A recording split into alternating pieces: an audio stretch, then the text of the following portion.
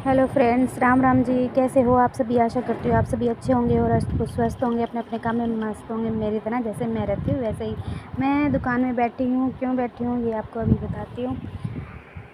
हमारे ये जो हैं खेत में गए हुए हैं, बाजरा काट रहे हैं और छुट्टियाँ पड़ी हुई हैं स्कूल की।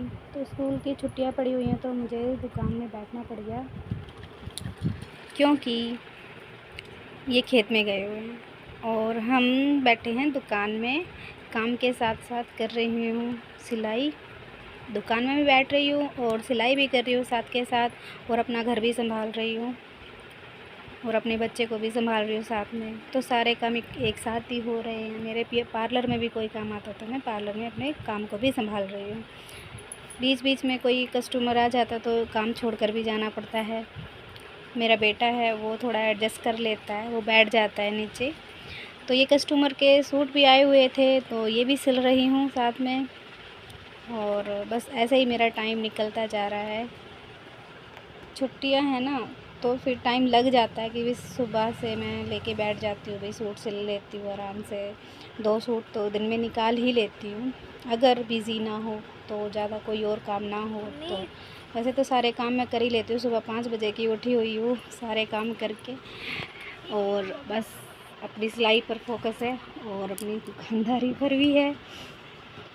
और मयंक होमवर्क भी कर रहा है साथ में बैठ के कि मम्मा मैं काम कर लेता हूँ। मैं इसको यहीं पे बिठा के फिर काम करा रही हूँ, क्योंकि देखो अलग से इसको बिठाऊंगी तो काम इसका हो नहीं पाएगा। तो इसको भी अपने पास ही बिठा रखा है गद्दे पे। ये भी अपना काम कर रहा है और मैं अपना काम कर रही हूँ।